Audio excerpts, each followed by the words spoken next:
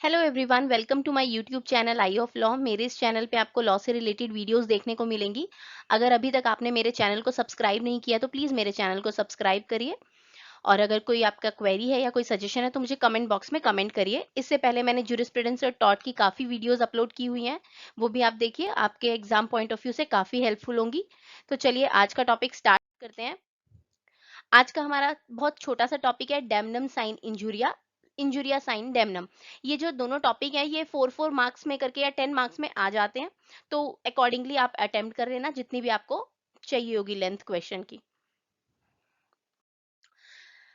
सबसे पहले आता है डेमनम साइन इंजुरिया। डेमनम साइन इंजुरिया जो एक ये मैक्सिम है, ये क्या कहती है? The word damnum is a Latin word which mean damage. Damnum का मीन्स होता है damage. The word sine is also a Latin word which means without, and the injuria is also a Latin word which means injury of the lawful personal privileges.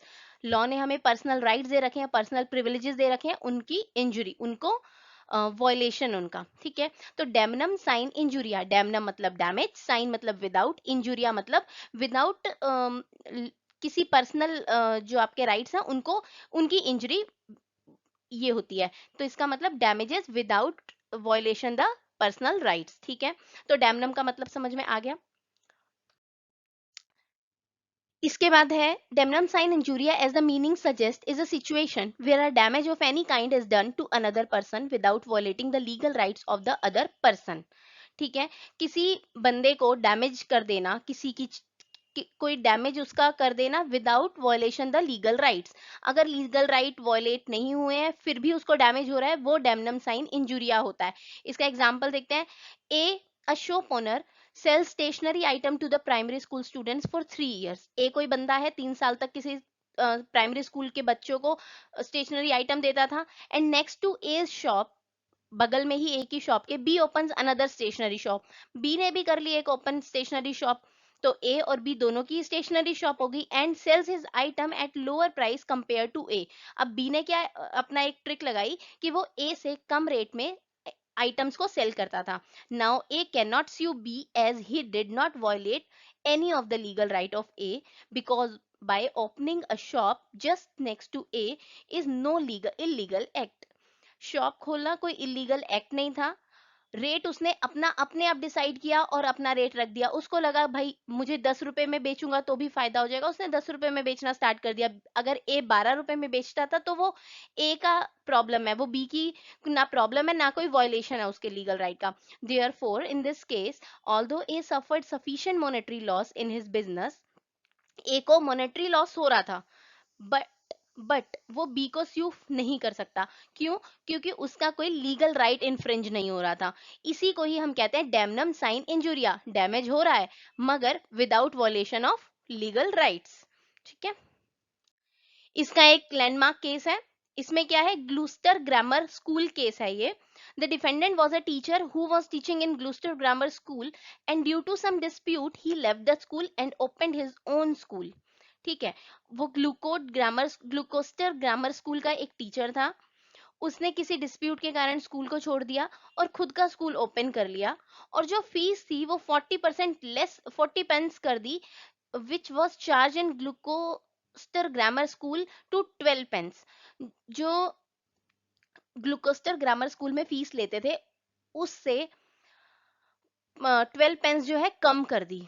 तो उससे क्या हुआ? सीधी सी बात है, बच्चों को लगा कि ग्लूकोस्टर ग्रामर स्कूल महंगा है, सेम जगह पे है, तो वो महंगा है, तो उन्होंने जो टीचर था उसके स्कूल में बच्चों को भेजना शुरू कर दिया। The plaintiff sued the defendant for trespassing their franchisee and demanded damages caused by for the monetary loss caused by the defendant।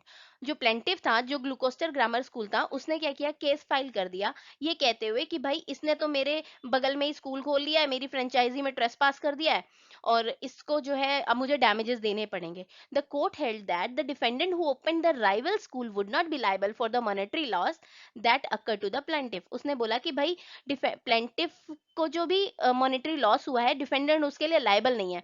Thou there has been loss suffer to plaintiff by the act of the defendant. Defendant ने जो भी काम किया इसमें कोई शक नहीं है कि प्लेंटिफ को उससे लॉस हुआ, still he would not be getting any damage for the monetary loss by the defendant. फिर भी डिफेंडेंट उसको कोई डैमेजेस नहीं देगा, डिफेंडेंट की कोई लाइबिलिटी नहीं बनती है। The court also held that this case covers the essential of maximum damnum sine injuria. Maxim court ने हेल्ड किया कि ये जो डैमनम साइन इंजूरिया की मैक्सिम है, इसके एसेंशियल्स को ये जो केस है वो कवर कर रहा है कि इसमें कोई शक नहीं है कि प्लेंटिफ को लॉस हुआ, मगर जो डिफेंडेंट के से प्लेंटिफ को लॉस हुआ है वो जो लीगल राइट्स हैं उसका इन्फ्रिंजमेंट नहीं हुआ है, इसलिए कोई भी लाइबिलिटी नहीं बनेगी डिफेंडेंट की। ठीक है, this is all about the damnum sine injuria. अब देखते हैं injuria sine damnum. Injuria sine damnum वही बात है, लैटिन वर्ड है इंजूरिया मतलब हो जाता है injury of lawful person, injury of legal rights. Sine without damnum damages, injury हुई है मगर कोई डैमेज नहीं किया, विदाउट एंड डैमेज इंजरी हो गई। ठीक है, यही है इंजूरिया साइन डैमनम, जस्ट उसका अपोजिट है। Thus, the maximum injuria sine damnum means the legal injury caused to the plaintiff without any damage to the physical injury, or in simple terms, it means a situation where no damage has been caused by the particular act, but that act violated a legal right of other। ठीक है, legal right को infringe कर रहा है मगर उसको कोई physical damage नहीं दे रहा है। ठीक है, therefore even by an act of any person no damage is caused to other, but there has been a violation of legal right to other person, then the person committing such violation will be held guilty even if no damage has been caused।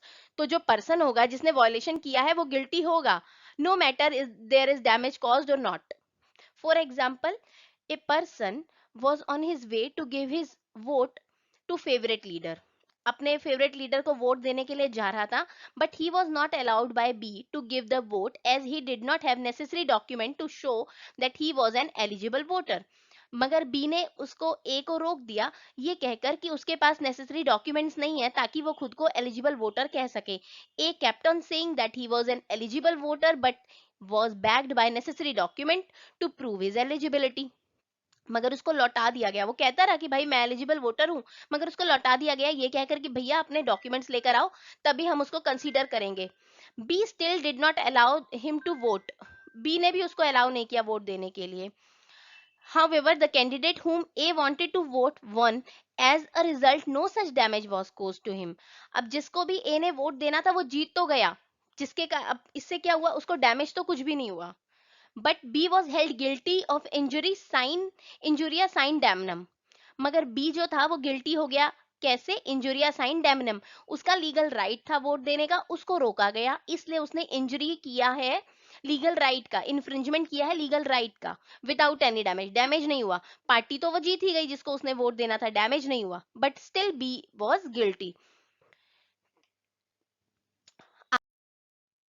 अब हम इसका भी case law देख लेते हैं। In the case of Ashby versus White, the plaintiff was qualified voter at the parliamentary election which were held at the point of the time.